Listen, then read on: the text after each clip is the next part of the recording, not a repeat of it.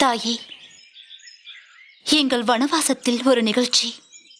இன்று உங்கள் மடி மீது தலை சாய்த்து நான் சற்று உறங்கட்டுமா என்று உங்களிடம் கேட்டது போல் அன்று என் பிரபு சீதை உன் மடி மீது தலை வைத்து சற்று உறங்கட்டுமா என்று கேட்டார். எனக்கு அதைவிட பாக்கியம் வேற என்ன இருக்கிறது? சரி என்றேன். என் மடி மீது தலை வைத்து படுத்த என் பிரபு சில வினாடிகளில் கண்ணயர்ந்து ஆழ்ந்த உறக்கத்தில் இருந்தார். எந்த கவலையின் அடையாளங்களும் அவருடைய திருமுகத்தில் இல்லை. குழந்தை உறங்குவது போல் உறங்கினார். அப்பொழுது ஒரு காகம் என் மார்பை கொத்த வலியால் துடித்தேன். ஆனாலும் என் பிரபுவின் தூக்கம் கெட்டுவிடக்கூடாதே என்று பொறுத்துக் கொண்டேன். தொடர்ந்து காகம் தொந்தரவு செய்தது. என் பிரபு கண் விழித்து பார்த்தார். என் மேல் ரத்தம் சிந்திக் கொண்டிருந்தது. கோபப்பட்டவர், அது காகம் அல்ல, இந்திரன் மகன் ஜெயந்தன் என்று என்னிடம் கூறினார். பின் ஜெயந்தனை கொல்ல ஒரு தர்பப்புல்லை எடுத்து மந்திரம் சொல்லி எரிய தர்பப்புல் துரத்த ஆரம்பித்தது. ஜெயந்தன் பயந்து போய் ஓடினான். ஈசன், விஷ்ணு, பிரம்மா மூவரிடமும் சென்று காப்பாற்ற வேண்ட அவர்கள் மறுத்துவிட இறுதியில் தேவேந்திரனிடமும் இந்திரானிடமும் சென்று அடைக்கலம் கேட்க அவர்கள் என் பிரபுவிடமே போய் உயிர் பிச்சை கேட்க சொல்ல அவனும் பிரபுவிடம் வந்து உயிர் பிச்சை கேட்க நான் பிரபுவிடம் அவனை மன்னித்து விட சொன்னேன். பிரபு பெரிய மனசு செய்து சிறிய தண்டனையாக அந்த அருகம்புல் அவனது கண்ணை குத்தி காயப்படுத்தியது. ஜெயந்தன் உயிர் பிழைத்து சென்றான். உனது பிரபு தீங்கு செய்தவரையும் மன்னிக்கும் மனம் உள்ளவர். அவர் மட்டுமா, நீயும் தான்.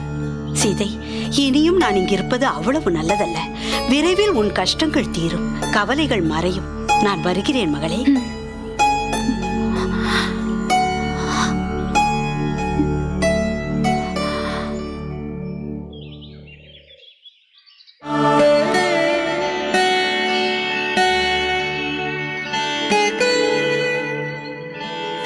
அண்ணா, மக்களுக்காக தன்னை அர்ப்பணித்துக் கொண்ட சக்கரவர்த்தி ஸ்ரீராமனுக்கு இந்த ஊழியன் லட்சுமணனின் வணக்கம். எப்போது வந்தாய் லட்சுமணா? அண்ணன் என்ற உறவினை மறந்து மன்னன் என்ற பொறுப்பிலேயே பிணைத்துக் கொண்டு விட்ட தங்களை நான் சில கேள்விகள் கேட்கலாமா? கேள். அண்ணா, எந்த நிலையிலும் தாங்கள் தர்மம் தவறியதில்லை, யாருடைய மனதையும் வேதனைப்படுத்தியதில்லை. அப்படி இருந்தும் தங்களுக்கு வனவாசம். வனவாசத்தில் அன்னி கடத்தப்பட்டு தாங்கள் அழுது புலம்பியது இப்பொழுது நினைத்தாலும் என் நெஞ்சம் பதறுகின்றது. என்னையும் உன்னையும் விட விதி வலிமையானது லட்சுமணா. விதி வலிமையானது. அந்த விதியை செயல்படுத்தும் சக்தி எது? பரம்பொருள். ஆனால் அந்த பரம்பொருளும் தான் படைத்து ஆட்டி வைக்கும் விதிக்கு சில நேரங்களில் வணங்கிச் சென்ற நிகழ்வுகளும் உண்டு. அண்ணா, அப்படி கூட நிகழ்ந்ததுண்டா? உண்டு.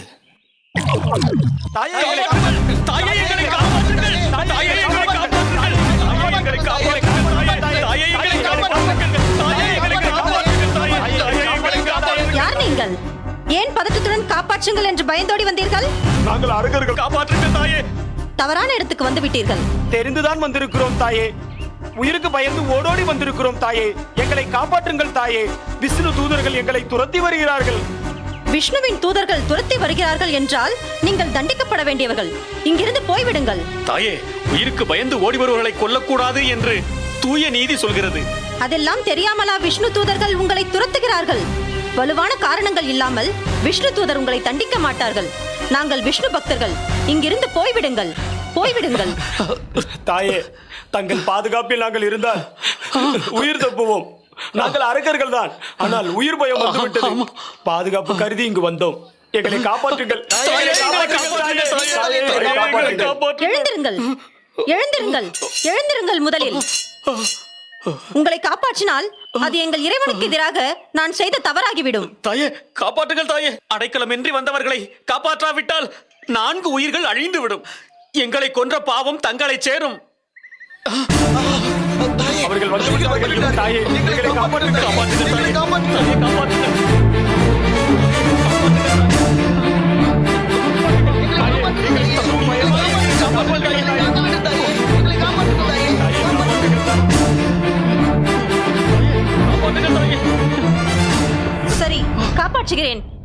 ஒளிந்து கொள்ளுங்கள். தாயே, நீங்கள் நன்றாக அது இருக்கிறீர்கள். போதும் தாயே, மிக்க நன்றி.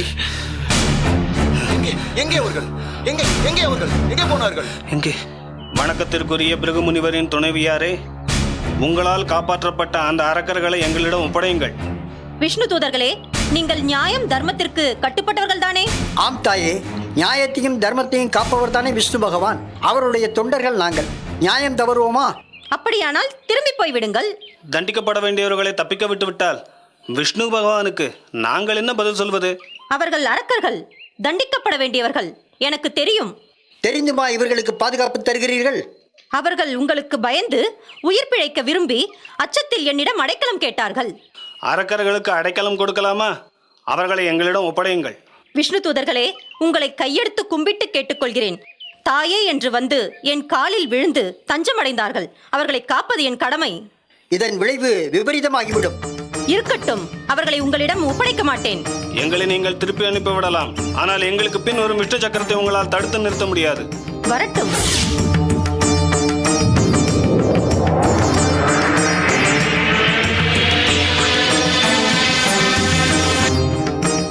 சத்திய சக்கரமே, நான் உத்தமி என்பது உண்மையானால் நீ அவர்களை எதுவும் செய்யாதே.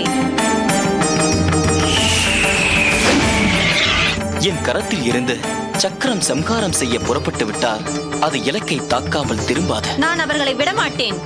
உத்தமையே, தேவையற்ற பரிவு உணர்ச்சியால் திசை மாறி போகாதே. அவர்களை விட்டுவிடு. விடமாட்டேன். அப்படி என்றால் நீ உன் உயிரை இழக்க நேரிடும். அடைக்கலம் என்று என்னை நம்பிய 4 உயிர்களை காப்பாற்ற என் உயிரை தர நான் தயங்க மாட்டேன். என் மனப்பூர்வமான பக்தையே, நீ இப்படி பேசலாமா? இப்போதைய என் நிலையில் வேற எதுவும் எனக்கு பேச தெரியவில்லை. தன் கடமையை முடிக்காமல் சக்கரம் என் திருக்கரத்தை அடைய அதற்கு அனுமதி இல்லை. அப்படியானால் அந்த 4 அடைக்கலம் தந்த என் தலையை துண்டித்து விடு. விஷ்ணுதேவா, எனக்கு வேறு வழி தெரியவில்லை. தாயென்று அவர்கள் என்னை தஞ்சமடைந்து விட்டார்கள். ஒரு தாயின் கடமை பிள்ளைகள் பாவிகளாக இருந்தாலும் அவர்களை காப்பதுதான். ஜெய் மகாவிஷ்ணு.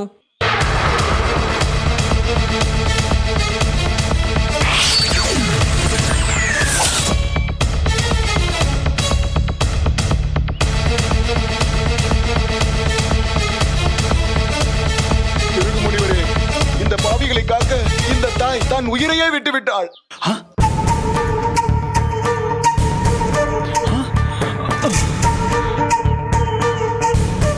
விஷ்ணு பகவானே, உன்னையே நம்பிய எங்களுக்கு இதுவா முடிவு?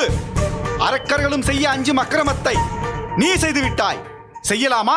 என் கரத்தில் இருக்கும் சக்கரம் சம்ஹாரம் செய்ய புறப்பட்டு விட்டால் அது இலக்கை தாக்காமல் திரும்பாது. எவ்வளவு எச்சரிக்கை செய்தும் தியாகி அதை பொருட்படுத்தவில்லை. சக்கரம் தன் கடமையை செய்துவிட்டது. என் கியாதி 4 உயிரை காப்பாற்ற தன் உயிரை தந்தாள். அவளை கொன்ற பாவத்தை நீ சுமக்கப் போகிறாய். அந்த பாவம் உன்னை சும்மா விடாது. பிறகு முனிவராய் இப்படி பேசுவது? கோபத்தில் யோசிக்காமல் எதையும் சொல்லிவிடாதீர்கள். எதை சொல்லப் போகிறேன்? இறந்து கிடக்கும் என் மனைவி கியாதி உயிரோடு திரும்ப வருவாளா? பிறகு முனிவரே, தங்களுக்கு தெரியாதா மடிந்தவர்கள் மீண்டும் உயிரோடு வர முடியாது என்று? ஏ விஷ்ணு, உல்லாச புருஷா, என் வேதனை உன்னை சும்மா விடாது. பிறகு முனிவரே, என் சக்கரம் சம்ஹாரம் செய்ய புறப்பட்டு விட்டால் அண்ட சராசரங்களே தடுத்து நிறுத்தினாலும் அது நிற்காது. எதன் மீது ஏவி விட்டேனோ அதை அழித்து விட்டுதான் திரும்பும். என்னாலும் அதை திரும்ப அழைக்க முடியாது. நீ மும்மூர்த்திகளில் ஒரு மூர்த்தி அல்லவா? உனக்கு தப்பித்துக் கொள்ள காரணமா கிடைக்காது. விஷ்ணு, என் சாபம் இதோ. நீ மானிடனாக ராமனாக அவதாரம் எடுக்கும் போது கானகத்தில் உன் மனைவியை பிரிவாய், கதறுவாய், புலம்புவாய், அழுவாய். அப்போது தெரியும் நான் என் மனைவி கியாதி இழந்துபடும் வேதனை. ஏற்கிறேன். என் தண்டனைக்குரிய சாபத்தை நான் ஏற்கிறேன். நீ பரம்பொருள். உன்னை எப்படி பாதிக்கும் என் சாபம்? என் சொல் பொய்யாகலாம்.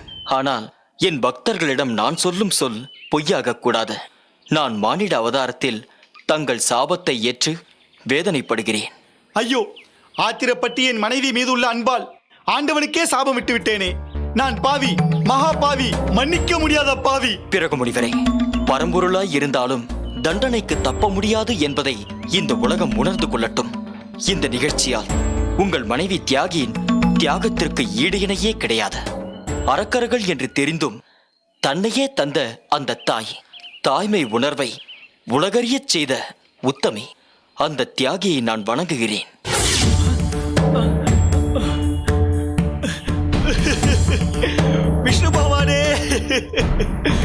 மகாவிஷ்ணு, நாராயணா, மகாவிஷ்ணு, விஷ்ணு பகவானே, விஷ்ணு பகவானே, பெருமாளே, பெருமாளே.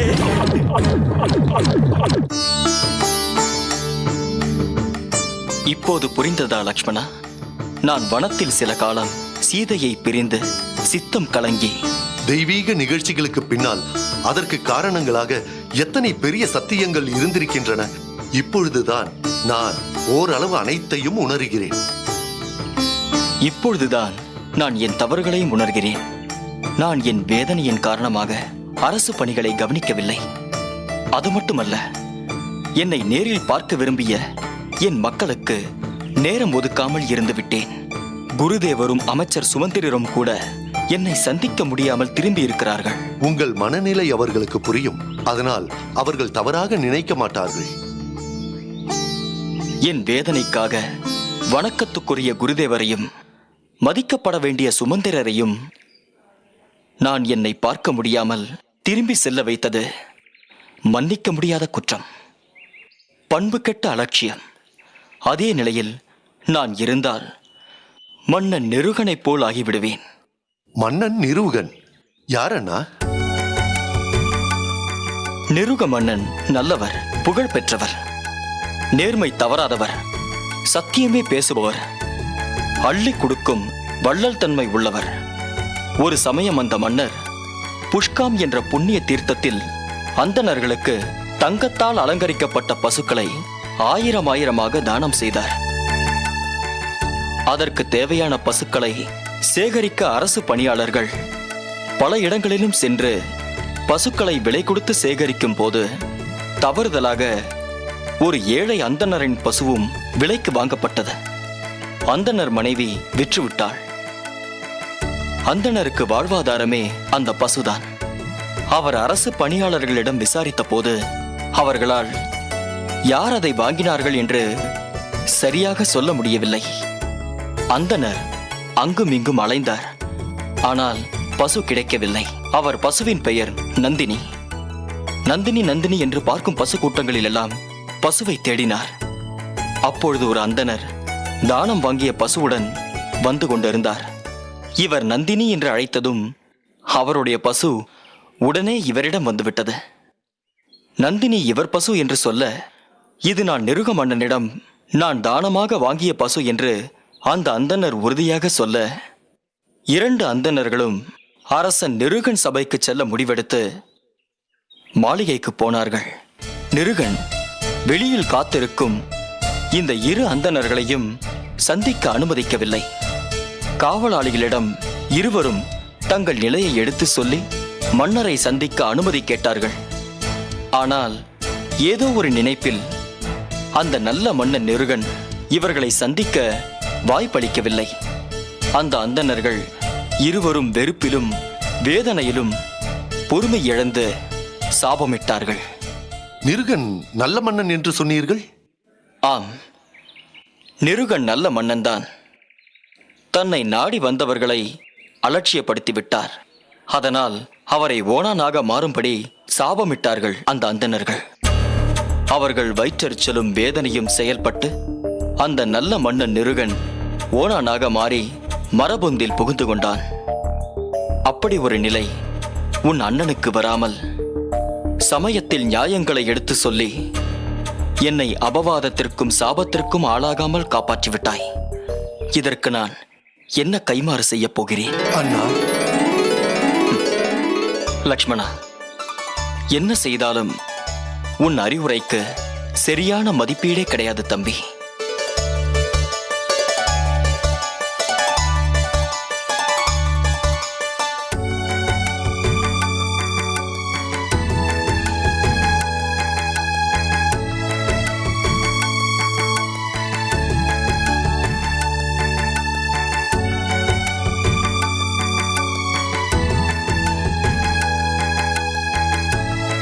வனதேவி, தங்களிடம் ஒரு சந்தேக விளக்கம் பெற வேண்டும். கேட்டால் சொல்வீர்களா? சொல்கிறேன். சில கட்டாயங்களுக்காக உண்மைகள் மறைக்கப்படுகின்றன. பரத்வாஜ முனிவரே, அப்படி ஒரு நிர்பந்தம் இருந்து உண்மை மறைக்கப்பட்டால் என்ன தவறு? நல்லது நடப்பதற்காக பொய் சொல்லலாம் என்பார்கள் பெரியோர்கள்.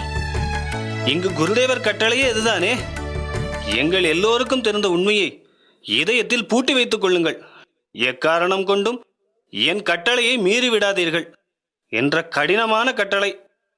தாங்கள் உண்மை விஷயத்தில் மௌனமாக இருக்க வேண்டிய நிலை. இப்பொழுது இது பற்றி நான் கேட்கப் போவதில்லை. வனவாசத்தில் நீங்கள் பிரபுவுடன் இருக்கும் பொழுது ஒரு நாள் தங்கமான் ஒன்று உங்கள் முன் துள்ளி குதித்து விளையாடியது. ஆம் பரத்வாஜரே, அதன் அழகு என்னை கவர்ந்தது. அழகிய பொருட்களை கண்டால் பெண்களுக்கு அதன் மீது பற்றுதல் ஏற்படுவது பெண்மையின் இயல்பு. ஆனால் நீங்கள் செய்த பெருந்தவறு அந்த தங்கமானை பிடித்து தாருங்கள் என்று ஸ்ரீராமனிடம் நீங்கள் கேட்டதுதான். அழகாக இருக்கிறது என்று கேட்டேன். அரண்ய வாசத்தின் தனிமையில் எனக்கு பொழுதுபோக உதவியாக இருக்குமே என்று கேட்டேன். மானை கேட்டது தவறல்ல. அவைகள் முனிவர் ஆசிரமத்தின் செல்ல பிராணிகள். ஆனால் உங்கள் முன் விளையாடியது நிஜமானல்ல, பொய்மான். இயற்கை படைக்காத ஒன்று. அது அரக்கர்களின் சூது நிறைந்த மதியால் போடப்பட்ட திட்டத்தின் வெளிப்பாடு. லக்ஷ்மணன் கூட, அண்ணி, அது மானல்ல, பொய்மான், மயங்காதீர்கள் என்று எச்சரித்திருக்கிறார். ஆனால் நீங்கள் ஒரே பிடிவாதமாக அந்த மானை ஸ்ரீராமனிடம் கேட்டீர்கள். வாழ்க்கையில் இதுவரை எதையுமே தன்னிடம் கேட்காத சீதை இந்த சின்னஞ்சிறு பிராணியை செல்ல பிராணியாக வைத்து பொழுதுபோக்க விரும்புகிறாள். பாவம், அவள் ஆசையை கெடுக்க வேண்டாம் என்று அதை பிடிக்க புறப்பட்டார். ஸ்ரீராமன் அவர் வாழ்க்கையில் செய்த மிக பெரும் தவறு அதுதான். அன்று ஸ்ரீராமன் மட்டும் அந்த தவறை செய்யாதிருந்தால் உங்களை பிரிய நேர்ந்திருக்காது. பாவி ராவணனால் நீங்கள் கடத்தப்பட்டு அசோகவனத்தில் சிறை வைக்கப்பட்டிருக்க மாட்டீர்கள். ராமாயணமே நடந்திருக்காதே. வனதேவி. ஆம் பரத்வாஜரே, காலம் சில நிகழ்வுகளை முன்கூட்டியே நிச்சயப்படுத்தி அதன்படி நடக்க வைக்கிறது. அதிலிருந்து யாராலும் தப்ப முடியாது. தங்கமான் ஒரு காரணம். அதன் மீது எனக்கு பற்று ஏற்பட்டதற்கும் என் ஆசையை நிறைவேற்ற என் பிரபு விரைந்து செயல்பட்டதற்கும் என்ன காரணம் தெரியுமா பரத்வாஜரே? தெரியவில்லை தாயே. மான் வந்தது, நான் கேட்டது, பிரபு அதை பிடிக்க போனது. எங்களின் பிரிவு இதெல்லாம் நடக்கவில்லை என்றால் தேவர்களுக்கு பார்க்கடல் பரந்தராமன் கொடுத்த வரம் நிறைவேறுமா? அந்த வரம் நிறைவேறாவிட்டால் ராவண சம்ஹாரம் எப்படி நிகழும்? ராவண சம்ஹாரம் நிகழவில்லை என்றால் தர்மம் எப்படி நிலைநாட்டப்படும்? தேவர்களுக்கு பகவான் கொடுத்த மானிட அவதார வரம் எப்படி பூர்த்தியாகும்? இதையெல்லாம் உள்ளடக்கிய தெய்வ ரகசிய நிகழ்ச்சிகள் தான் மான் வந்தது, நான் கேட்டது, என் பிரபு அதை பிடிக்க சென்றது. அதன் பின் நடந்த நிகழ்வுகள் இல்லை என்றால் என்ன ஆயிருக்கும்? தாயே, தெய்வ ரகசியத்தின் பின்னால் இவ்வளவு ரகசியங்கள் இருக்கின்றதா? இப்பொழுது விளக்கம் கிடைத்ததா? விளக்கம் கிடைத்தது. அது மட்டுமல்ல, உங்களை பற்றிய உண்மைகளை உரிய காலம் வரும் வரையில் வெளியிடக்கூடாது என்று குருதேவர் இட்ட கட்டளையின் நியாயமும் புரிகிறது. தங்களுக்கு தேவையற்ற சிரமத்தை கொடுத்து விட்டேன், மன்னியுங்கள். வெற்றி, வெற்றி!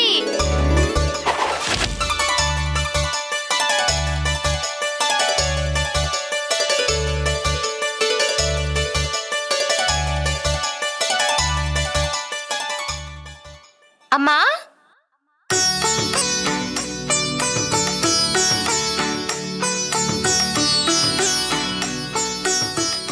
லவா, குசா, உங்களை பார்த்தால் எனக்கு பிரமிப்பாக இருக்கிறது. வளர்ச்சியின் திருச்சியை உங்கள் மேனியில் காட்டுகிறீர்கள். இப்பொழுது உங்களது ராஜ கம்பீரம் என்னை மெய்சிலிர்க்க வைக்கிறது. தாயே, ராஜகம்பீரம் என்று கூறாதீர்கள், அது எங்களுக்கு பிடிக்காது. நாங்கள் ராஜகுலம் அல்ல, மாமுனிவர் வால்மீகி வளர்த்த முனிகுமாரர்கள். தேவையில்லாத ஒப்பீடுகளை தயவு செய்து இனியும் சொல்லாதீர்கள் தாயே. செல்வங்களே, ஒப்பீடு என்பது உள்ளத்தில் ஏற்படும் மகிழ்ச்சியின் வெளிப்பாடு. தாயே, அது உங்களுக்கு மகிழ்ச்சியின் வெளிப்பாடு, ஆனால் எங்களுக்கு தரம் குறைந்த ஒப்பீடு. ராஜகம்பீரம் என்று சொன்னால் அது தரம் குறைந்த ஒப்பீடா? ஆம், எங்களை பொறுத்தவரை ராஜன், ராஜாங்கம், ராஜ கம்பீரம் இதெல்லாம் எங்களுக்கு பிடிக்காத வார்த்தைகள். ஏன்? தாயே, எங்களை ஏன் என்று கேட்காதீர்கள். குழந்தாய், ஒரு தாயின் அன்பு தரம் குறைந்ததை சொல்லாத. என் மனதில் உள்ளதை சொன்னால் நம்புவீர்களா? சொல்லுங்கள் தாயே. நீங்கள் சொல்லி நாங்கள் எதை நம்பாமல் இருந்தோம்?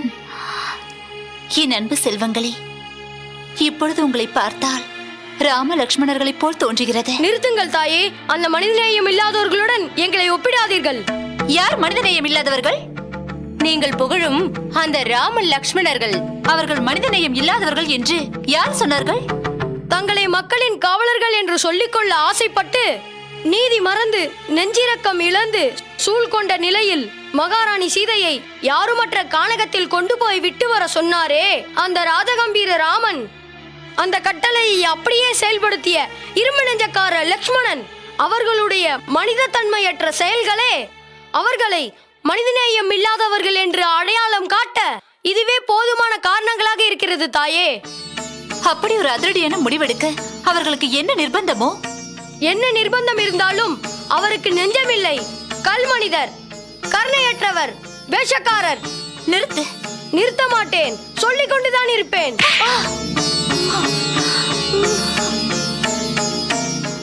அடியுங்கள் தாயே, தாய்தானே அடிக்கிறீர்கள்.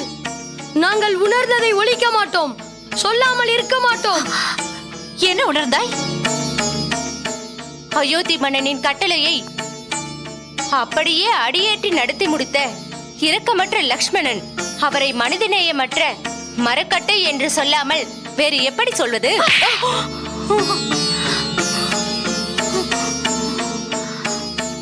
அயோத்தி மன்னன் ராமனுக்காக எங்களை ஏனமா அடிக்கிறீர்கள்? அவர் என்ன உங்களுக்கு சொந்தமா பந்தமா? சொந்தமோ பந்தமோ அது வேறு விஷயம்.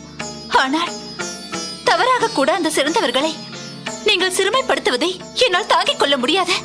ஏன் ஏன்? ஒரு காவிய நாயகனின் கண்ணியத்தை மிக கீழ்த்தரமாக பேசுவது உங்களுக்கு அழகல்ல. மனிதாபிமானம் இல்லாத ஒரு மன்னனுக்கு எந்த உறவும் இல்லாத நீங்கள் இப்படி பரிந்து பேசுவது எங்களுக்கு வேதனையாக இருக்கிறது தாயே.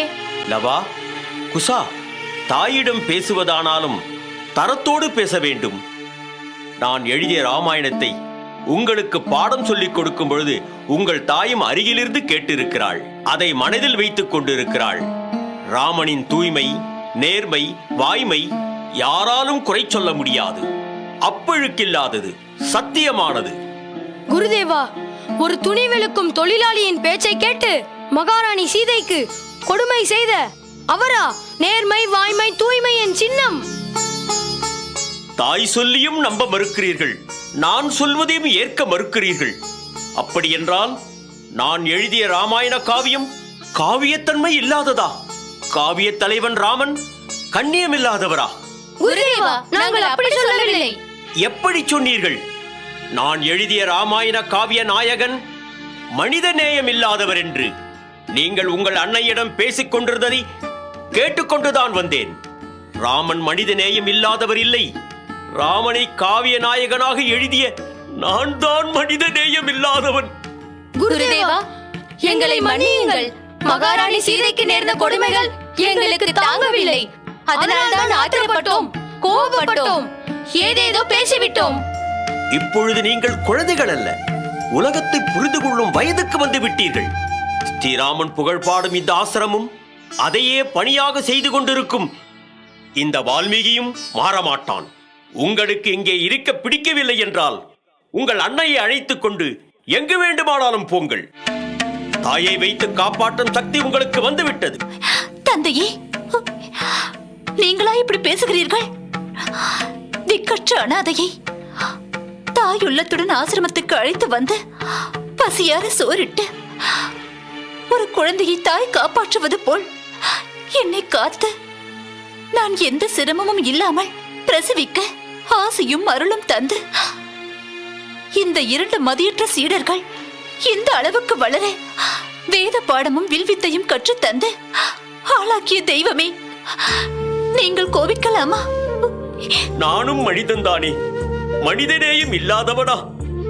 ராமனை பழித்து பேசும் இவர்கள் சிறுவர்கள், உணர்ச்சி வசப்படுபவர்கள், உண்மையை அறிந்து கொள்ள முடியாதவர்கள். சந்தேகம் இவர்களை ஆட்டிப்படைக்கிறது. குருதேவா, இவர்கள் செய்த தவறுக்கு நான் உங்களிடம் மன்னிப்பு கேட்கிறேன். லவா, குசா, உங்களை ஆளாக்கிய இந்த மா முனிவர் தவறு செய்வாரா? தவறான காவிய நாயகனை உருவாக்குவாரா? இன்றைய நிலையில் இவர்தான் நம்மை காக்கும் தாயும் தெய்வமும். குருதேவர் காலில் விழுந்த மன்னிப்பு கேளுங்கள். குருதேவா, எங்களை மன்னித்து விடுங்கள். குருதேவா, மகாராணி சீதை பட்ட கொடுமை தாங்க முடியாமல் எங்களுக்கு ராமன் மீது கோபம் ஏற்பட்டது. உண்மை எதுவென்று எங்களுக்கு தெரியாது. உணர்ச்சி வசப்பட்டு தவறாக பேசிவிட்டோம், நடந்து கொண்டோம்.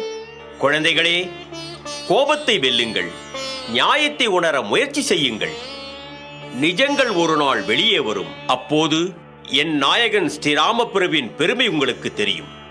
அந்த ராமனின் மீது உங்களுக்கு ஏன் இவ்வளவு அக்கறை என்று கேட்டீர்களே, ராமகாவிய நாயகனை நீங்கள் தாழ்த்தி பேசியதை உங்கள் தாயால் தாங்கிக் கொள்ள முடியவில்லை. அதனால்தான் உங்கள் தாய் உங்களை அடித்தாள். அது கோபத்தில் விழுந்த அடி அல்ல, உங்கள் மீதுள்ள அளவற்ற அன்பு. தன் எதிர்காலம் உங்களால் சீர்பட போகிறது என்கிற எதிர்பார்ப்பு, அது உங்களுக்கு கிடைத்த ஆசி. அம்மா, அறியாத சிறுவர்கள் நாங்கள். ஆத்திரத்தில் ஏதேதோ பேசிவிட்டோம். எங்களை மன்னித்து விடுங்கள் அம்மா. குழந்தைகளே,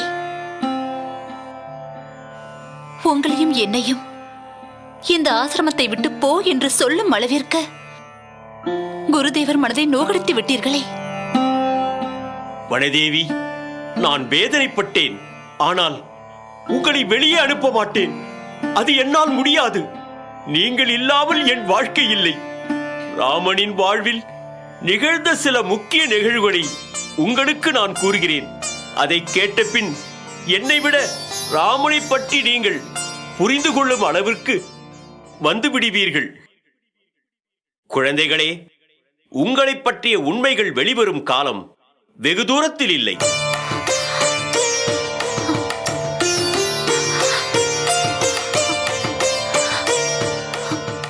ஸ்ரீராமன் மிகப்பெரிய கொடையாளி. கானகம் புறப்படும் முன் தனது சொத்துக்கள் அனைத்தையும் தர்மம் செய்தவன். ஒரு கதை சொல்கிறேன், கேளுங்கள்.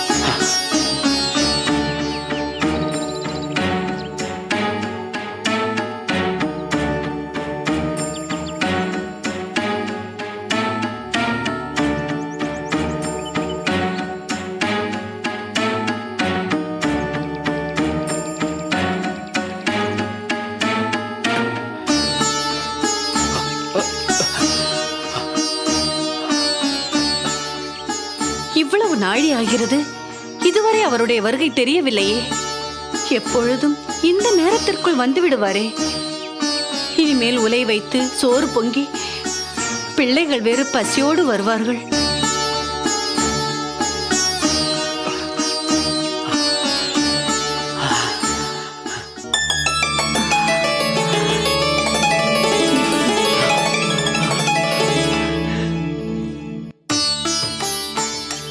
அப்பா, பகவான் படி அளந்து விட்டார். மனையாளே, சற்று காலதாமதமாகிவிட்டது. குழந்தைகள் வருவதற்குள் சாதம் பொங்கிவிடு. பகவான் அனுக்கிரகம் செய்ய தாமதமாகிவிட்டது. வருவதற்காகத்தான் காத்திருந்தேன். இதோ நொடியில் சாதம் பொங்கி விடுகிறேன்.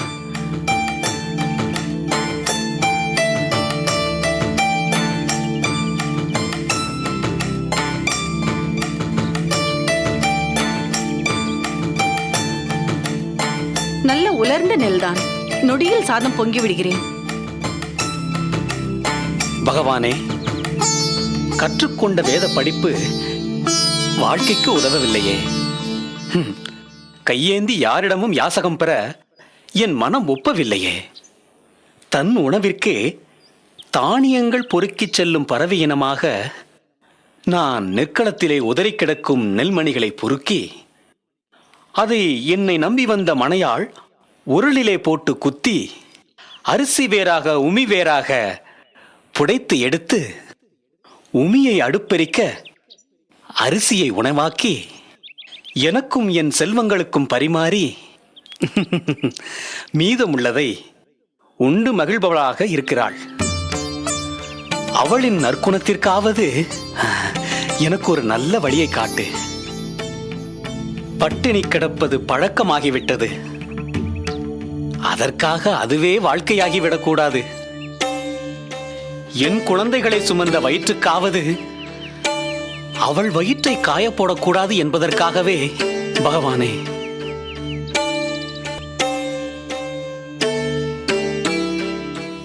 என்னன்னா பகவானிடம் ஏதோ முறையிட்டுக் கொண்டிருக்கிறீர்கள்? என்னது? எல்லாம் நம் குடும்ப நிலைமையை பற்றிதான். எல்லாம் நானும் நீங்களும் சொல்லியா தெரிய வேண்டும்? அவர் அறியா செய்தி எது? உண்மை, முக்காலும் உண்மை. யாதும் அறிந்தவர் பகவான். நான் ஒரு செய்தி கேள்விப்பட்டேன். உங்களிடம் சொல்ல காத்திருந்தேன். காதில் கேட்கும்படியான செய்தியாக இருந்தால் சொல்லேன். அரிசி சோறாகும் வரை கேட்போமே. நல்ல செய்திதான். அயோத்தி சக்கரவர்த்தி ராமர் இருக்கிற அவர்தான் மூத்த குமாரன், பட்டம் கட்ட வேண்டியவர். அவர் ஏன் கானகம் போகிறார்? வேட்டையாடவா? ஆத்துக்குள்ளேயே அடைஞ்சு கிடக்கிற நேக்கு தெரியறது கூட 4 இடம் போற வர உங்களுக்கு தெரியலனா விசேஷம்தான். என்ன தெரிஞ்சிட்ட சொல்ல? தன் மகனுக்கு பட்டம் கட்டணும்னு ராமர் காட்டுக்கு 14 வருஷம் போகணும்னு கைகேயி மகாராணி வரம் கேட்டாராம். சக்கரவர்த்தி மோகத்துல ஒத்துக்கிட்டாராம். உண்மையாகவா? நம்ப முடியவில்லையே. அரண்மனையிலும் இந்த கூத்தா? ராமன் எதிர்த்து எதுவும் பேசாமல் சரினுட்டாராம். போறதும் போறோம். பிராமணாள், சத்திரியர், வேதம் படித்தவர், வறுமை வாசிகள் என்று அவருடைய சொத்து பத்துக்கள் எல்லாவற்றையும் அள்ளி அள்ளி கொடுக்கிறாராம். அள்ள அள்ள குறையாத சொத்திடி ஸ்ரீராமனுக்கு. ஆமா, அதுக்கு என்ன? அதை ஏன் என்கிட்ட சொல்ற? புரியலையா? நீங்களும் போனால் நம் தரித்திரம் விலக ஸ்ரீராமர் ஏதாவது கொடுப்பாரே.